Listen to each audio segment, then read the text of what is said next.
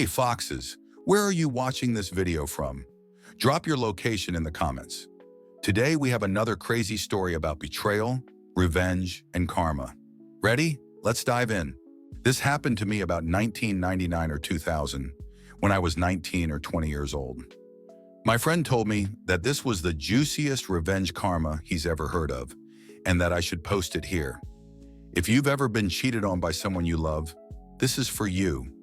Sorry in advance for the wall of text, but this is the emotionally eviscerating kind of revenge and karma, and for that reason, I felt the details were important.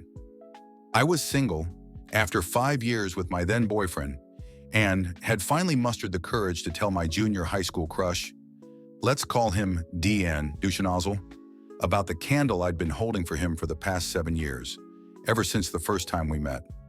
I was still somewhat new to the Pacific Northwest after leaving my home of Alaska, and figured, well, he's in Alaska and I'm here, and never moving back, so I might as well let the unspoken thing be spoken, get the answer I'm sure is coming, and move on with my life.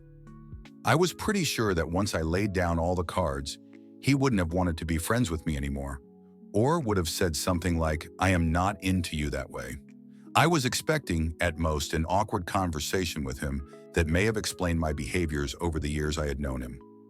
Much to my surprise, he reciprocated my expression of sincere love. DN and I had been friends for all that time, and though I never dropped hints to him about it, I did tell my closest friend at the time. He and I even kissed once during our first school year together, and even though I wanted to, I didn't ever press the issue or pursue him further, giving him the chance to take the lead, which he didn't. His words to me were poetic and so full of promise, including him saying how, I always had a thing for you and never knew how to approach you. And I was so afraid you would reject me and I'd be humiliated and so on. The same kind of stuff I had told him. 7 years later, having not the slightest clue that he was going to react that way at all, it made me question my decision about never moving back. I mean, never. After the phone call professing love for each other, that word never seemed so extreme. If I relaxed that decision, maybe I could have the opportunity for the relationship I had wanted for so long. I had a really great perk with a family member who was a pilot and was able to fly on a buddy pass you standby ticket pretty often. So I decided to fly up to Alaska every couple of weeks to see DN. Once the news got around, everyone in our circle of friends would exclaim, OMG, you plus DN. I always hoped you two would end up together. You are the perfect couple. I thought it was super cheesy and romantic, but it actually felt validating and nice because that was what I had envisioned and hoped people would say about us. I was always very careful to avoid dating or even flirting with anyone I went to school with, for the sake of avoiding interpersonal drama and gossip at school, which would have disrupted so much more than my education. After several months of traveling to see him every couple of weeks, he asked me to marry him. I said yes, and then without hesitation, started planning to move back to AK to be together and start our life there in our hometown.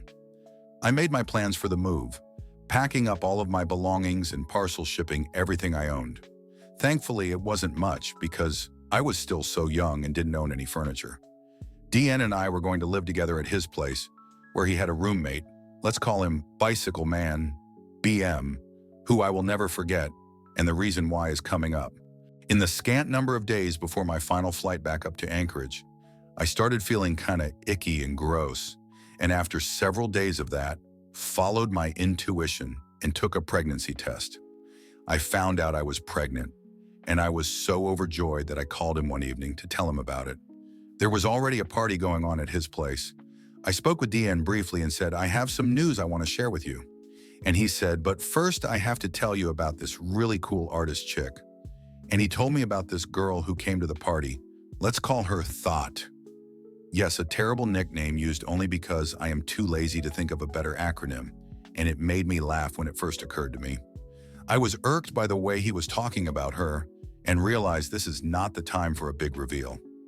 I think I said to DN something like, don't do anything you'll regret. He asked me to call him later on to tell him whatever the news was, so I said I would, and then I did. Hours later, whoever answered the phone said that DN was there, but couldn't come to the phone right now. I had this awful stomach-sinking feeling because I already had an intuitive feeling about what was happening. DN never called me back that evening. I called him the next morning. No answer. I was heartbroken. That evening, I finally got to talk with him and reminded him I have news, but he interrupted me to say, I have to tell you something. And my stomach-sinking feeling was now turning to nausea. He admitted that he cheated on me with thought, all while the time I was trying to reach him the night before. I hung up the phone on him and threw up. He didn't call me back to ask what my news was. I called him back later on to verbally upbraid him, and all he could do was ask for forgiveness and tell me that it was a mistake, and that he still wanted me to come there. I told him there was no chance that I would marry him after that. That was not a mistake, buddy. That was a choice. I said I would be up there to get my things, and then I'd be gone for good. It took every ounce of my emotional strength to verbalize my thoughts without screaming. I miscarried the pregnancy that week. Add that on to the absolute devastation that this person I had longed for after all these years didn't actually intend on a committed relationship after proposing to me, and then I had to deal with the immense pain of losing my first pregnancy. And then to top that off, I had to fly up to Anchorage weeks before Christmas to pick up all of the stuff I had already parcel shipped there, wait for it to arrive, with nowhere else to go but DN's home. I had to face him and be around him after having my heart thoroughly crushed. I knew also that all of our mutual friends and our families would either learn the truth or would be told lies if DN tried to save face about his mistake. I didn't know DN to be that kind of person, but then I didn't know him to be a cheater either, so all bets were off when it came to an educated guess about what course of action he would take. So I got on the plane, flew up north to Alaska, and of course, DN didn't remember he told me the day before that he'd pick me up at the airport. Or he didn't think it was worth it. Whatever it was the most awful feeling to be forgotten about and left there stranded. Even more humiliating was when an elderly couple at the airport saw me waiting alone, picked up my lost girl vibe, and asked me if I was okay. And I lost my calm demeanor, broke down in tears at the airport. I shooed away the well-meaning couple because I couldn't keep my shit together long enough to be gracious about any help they could have offered. I finally got a cab and went out to his place, banged on the door outside and waited until I couldn't feel my fingertips anymore. And the racket finally woke up BM, who let me inside. DN was in his room passed out on his bed. I went to the living room couch and waited. I didn't know exactly how to confront him, so I didn't. He already knew how I felt based on our phone call following his confession. I acted like I no longer cared about it, because the last thing I wanted to be seen as was a crazy ex. There was no way I was going to let his behavior and choices besmirch my reputation, so I acted cool and dispassionate as if it were all just a matter-of-fact end to a relationship. I kept to myself as much as possible. DN must have taken that as some sort of sign that we were just the only friends, as if we never had a relationship, as if he had never asked me to marry him. And he had the bright idea to invite Thad over to meet me. As it turned out, DN told Thati that I was just a friend, and he never told her about our relationship, engagement, me visiting frequently to see him, me moving there to be with him, etc. It was like I was just erased and discarded. Looking back, this is a very clear case of a narcissist's relationship pattern of idealized, devalues, discard. Every moment between arriving there and leaving felt like it was just me crying and feeling so incredibly hurt that it broke my whole world. I had sacrificed my family, who had all moved to the Pacific Northwest by that point. I left my job so that I could move back to Alaska and be with DN. I was so into the idea of a relationship with him, it didn't even feel like I had sacrificed for the sake of our relationship. But I did, and it hit me that I sacrificed family and job who had never hurt me, at least not in the way DN had hurt me. I regretted leaving them to be with DN and his empty promise of love. When the news spread to our mutual friends and his family, no one could understand why DN and I were split up. While everyone understood why I was crying and upset, no one really knew what to do with the constant stream of tears. I maintained my composure as being the not crazy ex to the best of my ability. This all happened in front of people who knew both of us for years. They were dumbfounded about Thea Yodi and what she was doing with DN. They put the puzzle pieces together themselves. I kept my mouth shut and only stated facts when I was asked. Yes, DN would rather be with her, so he is with her, I'm here waiting for my things to arrive so that I can ship them back, and then I'm getting on the next flight out of here. One day out of the total, 2 weeks I was there. BM, remember? Came out of his room and saw me in my silent waterfall of tears and just said to me, DN is a total asshole. If I were you, I would be crying too. For some reason, that made me feel better about the whole thing. BM was a muscly badass to a young woman like me, and for him to say that made me feel like the world wasn't such a cruel place after all. I still had not told anyone about the pregnancy or the loss, because even though I was grieving and in pain, if I mentioned any of that, I knew that I would be treated like a crazy ex who was making up stories to make him feel worse or make it all about poor me, and I just didn't need any more bullshit on top of that. I suffered in silence and perfected the art of crying without making a sound so that I wouldn't draw anyone else's attention to my grief. Over those 2 weeks, DN invited Thought over frequently. He probably thought it was no big deal to me. He was not thinking about me or how his behavior was affecting me. I was in a state of shock. I never thought he would treat me like that, after I had known him for so long and had never seen him behave in that way. I stayed on the couch while the two of them had their fun in DN's room, within earshot. A move that, is such an asshole thing to do that I am still surprised it didn't instantly place his likeness in the dictionary under the definition of sociopath. I didn't have the energy to confront DN or to argue as to why doing something like that was cruel and heartless. If he didn't know that already, me telling him wasn't going to teach him the basics of empathy. I was so angry at him that I wanted to hurt him even worse than he had done to me. Before I left, I concocted a plan to poison his new relationship with Thought. This is where the revenge plot comes into play. I am bisexual, and I knew that Thought was at least flexible in that regard, and obviously she was willing to move fast with someone. So at yet another party night, a seemingly regular occurrence at that house, I got Thought all to myself before she got drunk, for long enough to seduce her. I shut both of us in DN's room. Meanwhile, everyone else was getting too drunk to get that anything could have been happening in there. DN was occupied with the guests and may not have noticed we were missing. After we were finished, I told her why I was there and told her about my history with DN. With an icy and dispassionate apathy that illustrated how much DN was dead to me, I told her, if he cares about me enough to propose to me and then do what he did with you, after I've known him for years, just imagine what he'll do to you. Suddenly, she understood why I had been so somber when I was introduced to her. She had no idea that I was anything more than an innocent friend of DN's. She didn't know why I was there in Alaska or why I was waiting for boxes. She didn't know anything. She felt profoundly guilty and regretful, despite the fact that she didn't know any better. She had been deceived, and I had been too gracious to lose my cool or cause a scene at a house party or in front of anyone else, as would have been expected.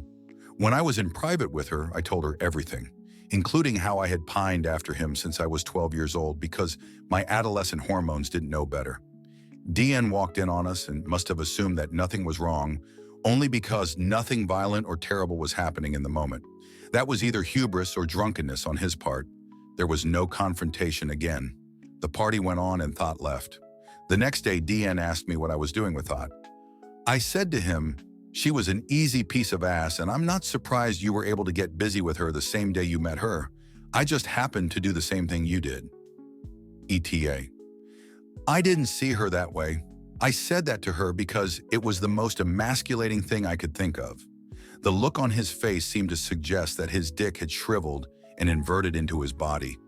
He looked more mortified than I've ever seen him. I still played my poker face. He didn't know what to say after that, so he said nothing and changed the subject. I made him feel just as small and insignificant as he had made me feel. Mission accomplished, or so I thought. There's more. I got my belongings finally and shipped them all straight back to where they came from. I got myself on another flight out of there a day or so later. Didn't ever see Thought again. I didn't hear from DN again for the next 5 years. 5 years later, I was married and had just learned that week that I was pregnant with my first child. I got an email from DN. He tracked me down through social media back in 2005. He said that he wanted to catch up with me, and so I obliged him with a phone call, thinking I was gonna gloat about being married and having a kid or some shit. DN told me all about all the karma that went down after I left. Said you didn't go crazy while you were here, but whatever you did planted a seed that grew into something that destroyed my life. He didn't say that word for word, but close to it. I think he used the word cancer in there somewhere. Perhaps my intentions to avenge my dead fetus invited my guardian angels, demons may be more likely, to intercede in the situation. Karma in order of appearance. That cheated on him with his best friend and then moved in with the dude only 2 weeks after I had left. Ouch. He got fired from his job on Christmas Eve. His boss was another mutual friend who heard about what he did to me, decided he didn't want the guy working at his video store anymore. Ouch. His truck broke down in front of an electrical station, got impounded. He didn't have enough money to get it out since he lost his job, so he lost his truck too. Ouch.